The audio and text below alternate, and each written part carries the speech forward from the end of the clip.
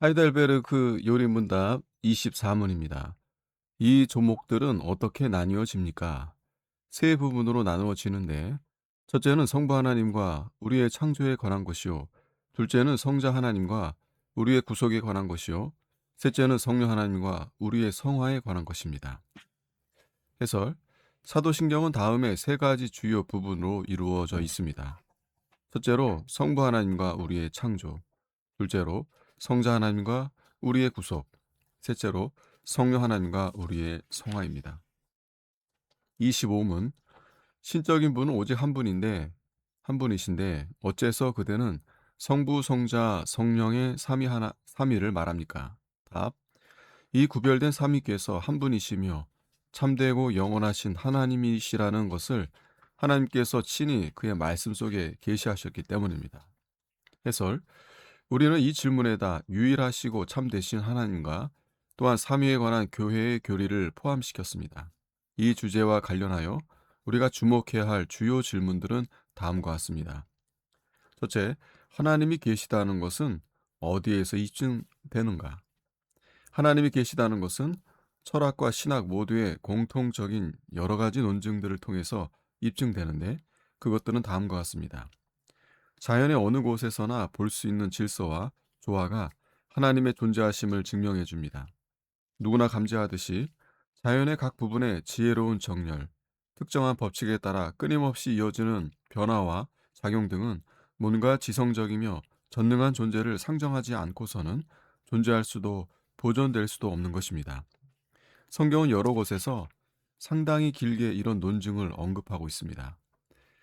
뭔가 원인을 갖고 있는 이성적인 본성은 뭔가 지성적인 존재로부터 나오지 않고서는 존재할 수가 없습니다.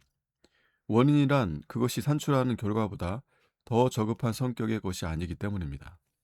인간의 정신에는 이성이 있고 또한 뭔가 원인이 있습니다. 그러므로 인간의 정신은 뭔가 지성적인 존재로부터 나온 것이요. 그 존재는 바로 하나님이십니다. 사람 속에는 영이 있고 전능자의 숨결이 사람에게 깨달음을 주시나니 그들이 말하기를 여호와가 보지 못하며 야곱의 하나님이 알아차리지 못하리라 하나이다. 정당한 일들과 정당치 못한 일들 사이의 차이 등 우리에게 자연스러운 일반적인 원칙에 대한 생각들이나 개념들은 그저 우연의 결과이거나 이성이 없는 본성에서 나온 것일 수가 없고 반드시 뭔가 지성적인 원인에 의해서 우리 마음에 본성적으로 심어진 것일 수밖에 없는데 그 원인이 바로 하나님이십니다. 율법 없는 이방인이 본성으로 율법의 일을 행할 때에는 이 사람은 율법이 없어도 자기가 자기에게 율법이 되나니 신이 존재한다는 것을 우리 모두가 지각하고 알고 있습니다. 아무리 야만적이고 교양이 없는 민족도 뭔가 종교의 관념과 체계가 다 있는데 이는 신에 대한 믿음이 있다는 증거입니다. 이는 하나님을 알만한 것이 그들 속에 즉 사람들의 정신 속에 보임이라 하나님께서 이를 그들에게 보이셨느니라.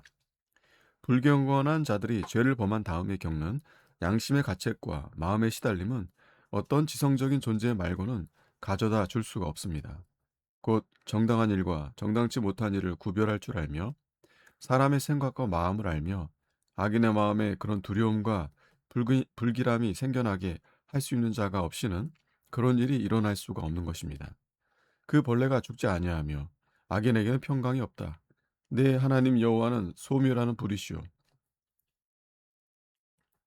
첨언. 하나님이 존재한다는 사실을 대적하기 위하여 양심의 가책은 철학자들과 입법자들이 범죄 행위를 억제하기 위하여 만들어내어 유포한 간교한 책략에 지나지 않는다는 식의 반론이 제기되어 왔으나 이 양심의 가책이야말로 모든 사람들에게 공통적인 것으로 그 반론에 대한 충족한 답변이라 할 것입니다. 만일 그것이 간교한 책략에 지나지 않는다는 것이 사실이라면 그것이 책략이라는 것을 간파한 사람들이 그들의 망령된 행실과 기타 범죄들 때문에 양심의 찔림을 받는지 묻고 싶습니다. 몇몇 개인들이 꾸며내 책량에 불과한 것이 어떻게 인류 전체를 설득시켜서 그런 믿음을 갖게 하고 후 세대에까지 그것이 지속되도록 할 수 있었단 말입니까? 그리고 이런 논제의 힘을 약화시키기 위하여 하나님을 믿지도 않고 양심의 가책을 받지도 않는 사람들이 있다고 주장한다면 그들의 그런 주장은 지극히 거짓된 것이라고 답변할 수밖에 없습니다. 악인들 중에서도 양심의 찔림을 전혀 받지 않는 사람은 하나도 없으며, 아무리 하나님을 멸시하고 모든 형태의 종교를 경멸하며 또한 그들의 두려움을 억누르려고 노력해도 그만큼 더 고통을 받게 되고, 또한 하나님을 언급하고 그에게 다가갈 때마다 두려워 떨게 되기 때문입니다. 그렇기 때문에 평생토록 악하고 세속적인 삶을 산 자들이 죽을 때 하나님의 심판에 짓눌려 절망 속에 빠지는 것을 그렇게도 자주 보게 되는 것입니다. 노아의 홍수, 소돔의 멸망, 홍해에서의 바로의 몰락, 여러 왕국들의 흥망성쇠 등 의인에 대한 상급과 악인에 대한 형벌이 하나님의 존재를 증명해 줍니다.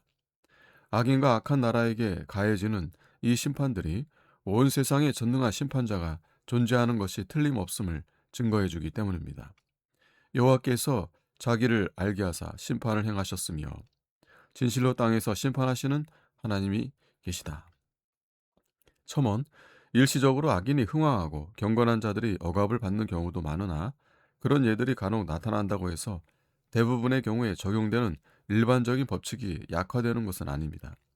그리고 만일 악인들이 의인들만큼 형벌을 당하는 경우가 적다 손치더라도 이런 신뢰들 차이가 하나님이 계시며 또한 그렇게 심하게 형벌을 받지 않는 것 같은 다른 이들에 대해 불쾌히 여기신다는 것을 입증해 줍니다. 악인이 금생에서 형벌을 받지 않는다는 것은 사실이 아닙니다. 회심하지 않은 모든 자들이 언젠가는 형벌을 받게 될 것이기 때문입니다. 그들이 절망 중에 죽는 경우가 다반사인데, 이것이야말로 다른 어떠한 형벌보다 극심한 것이요, 그것은 바로 영원한 형벌의 시작이요, 또한 그것의 증거인 것입니다.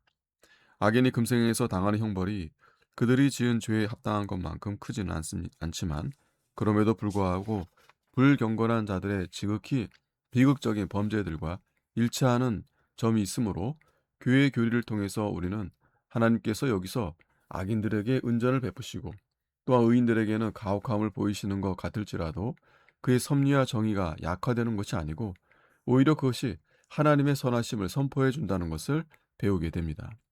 그는 그런 은전을 통해서 또한 형벌을 연기시키심으로써 악인들에게 회개할 기회를 주시며 의인들에게는 십자가와 징계들을 사용하셔서 그들의 구원을 온전케 하시는 것입니다.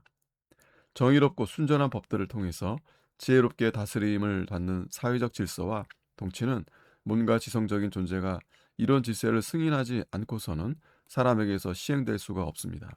그리고 마귀들과 악인들이 일반적으로 이런 질서를 싫어하고 반대하는 것을 보건대 필시 하나님께서 이를 보존해 오신 것이 틀림없습니다. 나로 말미암아 왕들이 치리하며 방백들이 공의를 세우며 아킬레스나 알렉산더, 아르키메데스, 플라톤 등에서 나타나는 것처럼 넘치는 기회와 통치력, 예술적인 능력 등의 영웅적인 공적들이나 혹은 일상적인 사람의 능력을 능가하는 일들을 처리하며 완수하는 놀라운 지혜와 탁월한 덕성들은 모두가 이런 일들을 사람들에게 불러일으키고 장려해 줄 어떤 우월하며 전능한 원인이 반드시 있다는 증거들입니다. 여호수아에 대해 성경은 이렇게 말씀하고 있습니다. 여호와 그가 내 앞에서 가시며 너와 함께 하사 너를 떠나지 아니하시며 버리지 아니하시리니 여호와께서 고레스의 마음을 감동시키시매 여호와 영이 삼손에게 갑자기 임하시매. 노아 홍수나 아브라함의 후손이신 메시아의 강림 등에 대한 예언들은 인간의 영민함으로도 자연적인 원인들이나 표징들로도 미리 알 수 없는 것이었고, 따라서 오직 사람들과 만물을 완전히 손에 쥐고 계시며 그의 뜻이 아니고서는 아무 일도 일어날 수 없는 그분께서 계시하셔야만 알 수 있는 것입니다. 장차 일어날 일들을 미리 말씀하실 수 있는 그분은 과연 참된 하나님이신 것입니다. 뒤에 올 일을 알게 하라. 그리하면 너희가 신들인 줄을 우리가 알리라. 만물의 목적과 사용은 일반적으로 그저 우연에 의한 것도 이성이 결핍된 상태에서 오는 것도 아니요 지혜롭고도 전능한 원인이신 하나님으로부터 나오는 것입니다. 만물이 그들 나름대로의 고유한 목적들에 맞도록 지혜롭게 정리되어 있는 것입니다. 원인과 결과의 순서는 유한한 것이요 또한 효력을 미치는 원인들의 사슬이 무한정의 범위까지 이어지는 일은 있을 수가 없습니다. 그러므로 간접적으로나 직접적으로나 나머지 모든 원인들을 발생하게 하며 또한 다른 모든 원인들이 의존하는 뭔가 최초의 원인이 있을 수밖에 없습니다. 어떤 질서든 유한한 것에는 반드시 다른 모든 것에 앞서는 최초의 것이 있기 마련이기 때문입니다. 둘째, 하나님은 누구시며 어떤 분이신가? 하나님은 정의할 수가 없습니다. 그는 광대무변한 분이시며 또한 우리가 그의 본질에 대해 무지하기 때문입니다. 그러나 그가 자신에 대해 행하신 계시를 근거로 하여 어느 정도까지 그를 묘사할 수는 있을 것입니다. 그러나 하나님을 묘사할 때에도 우리는 모든 거짓 신들과 그를 구별시켜주는 그의 속성들과 고유한 사역들을 그 속에 조심스럽게 포함시켜야 할 것입니다. 철학적으로는 하나님을 스스로 모든 복이 충만한 영원한 정신 혹은 지성이요, 최고의 존재요, 자연에 나타나는 선의 원인이라고 묘사합니다. 신학적으로 좀 더 완전하게 묘사하자면 하나님은 교회가 받아들이는 분으로서 다음과 같은 분이십니다.